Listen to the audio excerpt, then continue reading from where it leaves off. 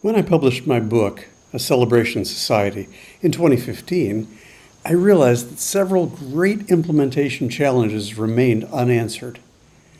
One of these was how to support people during the decades to come until those new abundance-based societies could be established, whilst accelerating automation ravages many forms of work.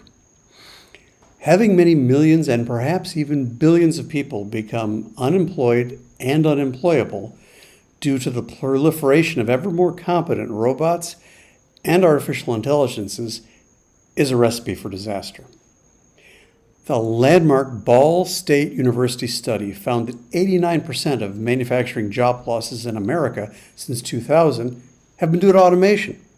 Not immigrants, not outsourcing, automation. Well, to my knowledge, this study hasn't been replicated for other nations. It only stands to reason that it will hold true like it does in the USA.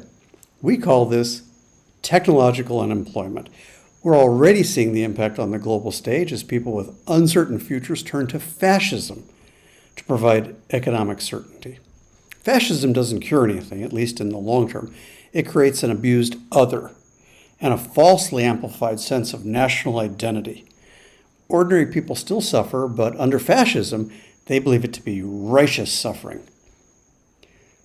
The world needs a real solution, a decent solution. I looked into Universal Basic Income, aka UBI, and I thought this had to be the bridge.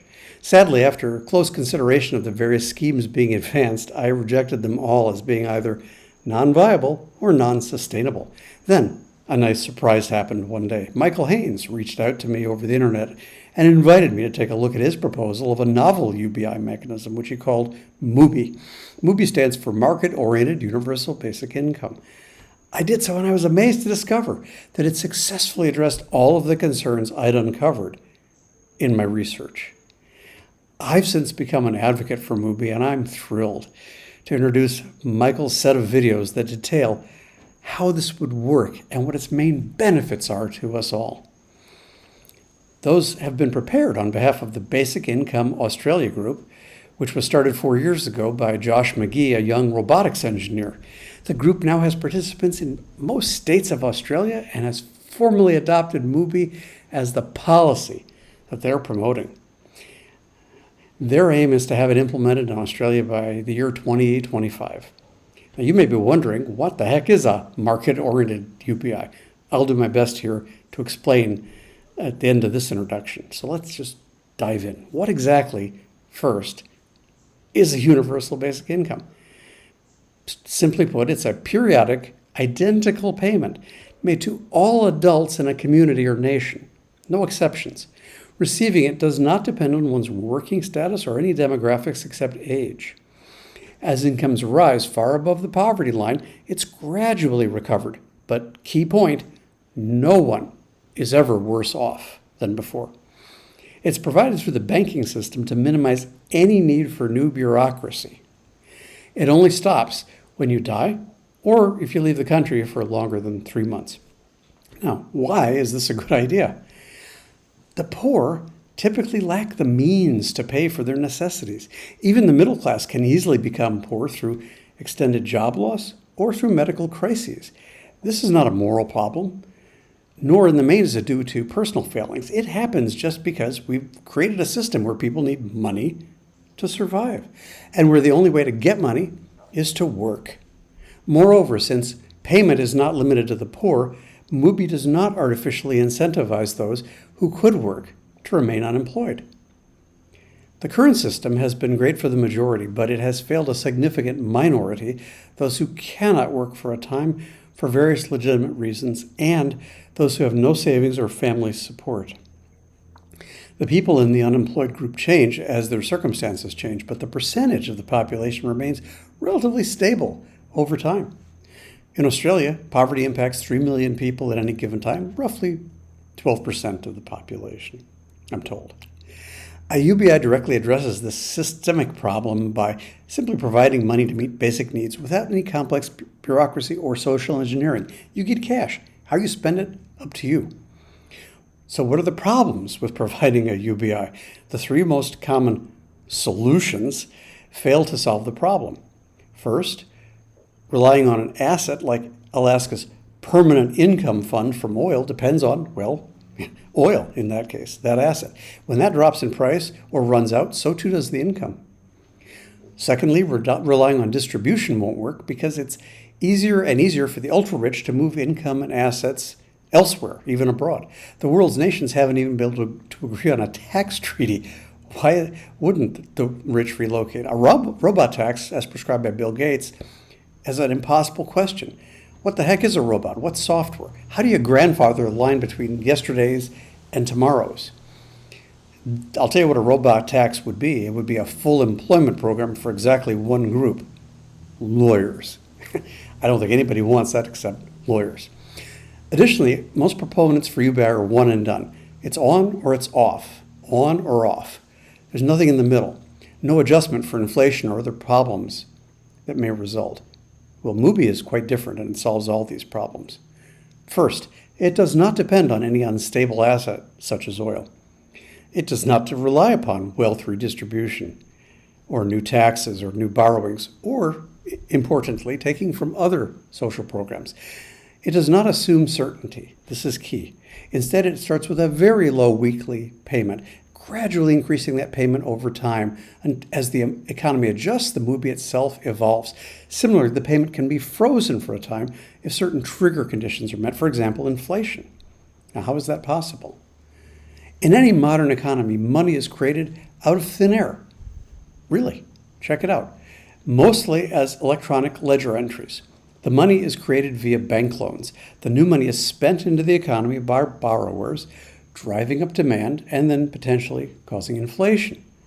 Practically speaking, the rate of money creation is controlled by a nation's central bank's interest rate policies and the lending practices of what are called member banks under that central banking umbrella.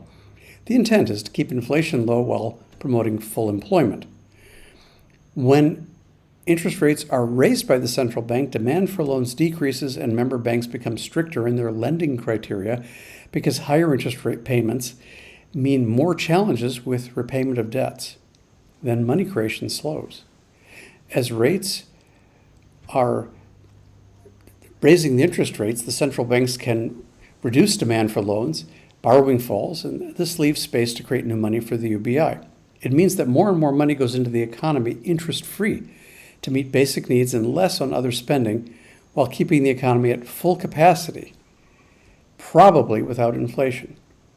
Essentially, it uses the market for finance to keep the money supply in balance as the UBI is injected into the economy. So what are some of the indirect benefits? With a UBI in place, rather than lower rates to boost borrowings, it would be possible to boost the UBI to directly impact spending without increasing debt in the economy. The payment of interest creates a continuing requirement for an increase in the money supply year after year. Economic growth usually masks this. The UBI can help to replenish the supply of money, again, without adding to debt. Often missed is the fact that when people don't earn or spend money, they have no way to signal their needs to the market. So the market can never respond. This is bad for them and bad for business. Most industries have some excess production capacity. By placing money in the hands of people whose needs aren't being met, that production capacity can be ramped up gradually, thereby increasing economic activity in a sustainable way. Also, research has found that when poor people receive enough money for their necessities, they become sick less often and reduce their burden upon the healthcare system. Their children are better fed, become better students, and are less likely to become sick or criminals. This was the essential argument for the Head Start program in the USA. Likewise, as technology continues to improve at an ever-accelerating rate, it reduces the costs of manufacturing and replaces expensive human labor with less expensive machine labor. This is known as technological deflation. It helps to explain the stunning lack of inflation for most of the past 20 years, though recently technological deflation has been temporarily overwhelmed by shortages and supply chain disruptions caused by the pandemic and by Russia's invasion of Ukraine. On first glance, some of these ideas may appear revolutionary, but they're founded on sound, market-based economic and financial principles. This is why it is called a market-oriented UBI. There are three facets to its market operation. First, as mentioned, the new money is created. When new money is created to pay the UBI, MOUBI would use the financial markets and traditional economic tools to keep the market for money in balance with society's capacity to produce. Second, by introducing it slowly from a low base, gradually over years, MOUBI gives the market for goods and services time to adjust to the new pattern of demand without creating shortages that drive inflation. It's like the opposite of what's called shock therapy, if you've heard that term. Third, once MOUBI payment reaches the poverty line, if unemployment continues to rise due to automation and virtualization, MOUBI can continue to be raised gradually until a sufficient number of people choose to stop working or to cut back their hours, which will bring the labor market into a dynamic balance over time. MOUBI will never be perfect, but it will continually evolve in service to societal goals. It should ensure that whether people choose to provide unpaid services, such as family caretaking, or to work at jobs, they will always do so by choice, not by coercion. I commend the following videos to you, and I encourage anyone in Australia who sees the merit in the ideas of those videos to reach out to Basic Income Australia. There's a link to their website at the end of the videos. Now I'll turn this over to Michael, who will go into more detail about all of this. Thank you.